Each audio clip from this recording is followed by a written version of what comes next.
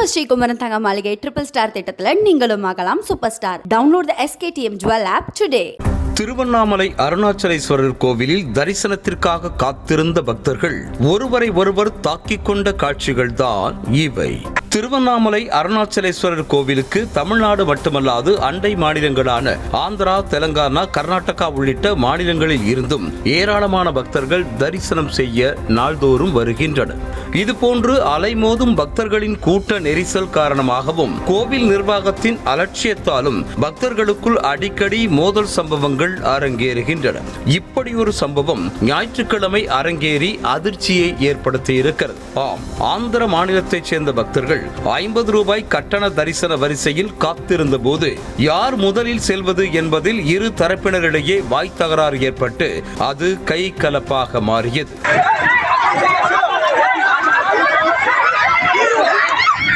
இந்த தாக்குதலில் ஒரு பக்தரின் நெற்றியில் காயம் ஏற்பட்டு ரத்தம் சொட்டியதை தொடர்ந்து 108 ஆம்புலன்ஸ் வரவழைக்கப்பட்டு சிகிச்சை அளிக்கப்பட்ட சம்பவமும் அரங்கேறியது.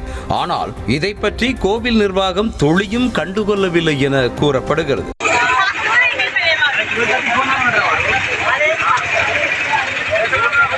பக்தர்கள் 50 ரூபாய் கட்டண தரிசனத்தில் சென்றால் விரைவாக தரிசனம் செய்துவிட்டு வந்து விடலாம் என எண்ணி கடும் வெயிலையும் பொருட்படுத்தாமல் கட்டண தரிசனத்தில் நீண்ட வரிசையில் காத்திருக்கின்றனர். அதே சமயம் பொது தரிசன வரிசை பக்தர்கள் கூட்டமின்றி காற்று வாங்குகிறது. இதுபோன்ற சமயங்களில் கூட்ட நெரிசலை தவிர்க்க 50 ரூபாய் கட்டண தரிசனத்தை கோவில் நிர்வாகம் நிறுத்திவிட்டு அந்த வரிசையில் காத்திருக்கும் பக்தர்களை இலவச பொது தரிசன வரிசையில் திருப்பிவிட்டால் கூட்டம் குறைவது பக்தர்களும் வெயிலில் காத்திருக்கும் அவல நிலையும் ஏற்படாது.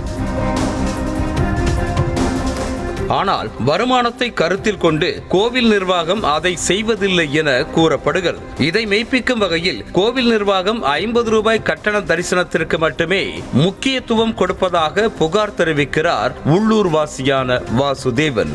இந்த 50 ரூபாய் தரிசனம்ன்றது ரொம்ப ஆர்வத்தோட நிர்வாகம் அதன் மேலே தான் கவனம் செலுத்துகிறாங்களுடைய லோக்கலில் வரக்கூடியவங்களுக்கும் இல்லை மற்ற இருக்கக்கூடிய பக்தர்களுக்கும் அதை ஒழுங்குபடுத்தி அனுப்புன்றது ரொம்ப கவனக்குறைவாக இருக்காங்க. அதை கவனத்தில் கொண்டு வரணும். அதே சமயத்தில் பக்தர்களுக்கு பாதுகாப்பற்ற நிலை சுத்தமாகவே பாதுகாப்பு இல்லைன்னு சொல்லலாம்.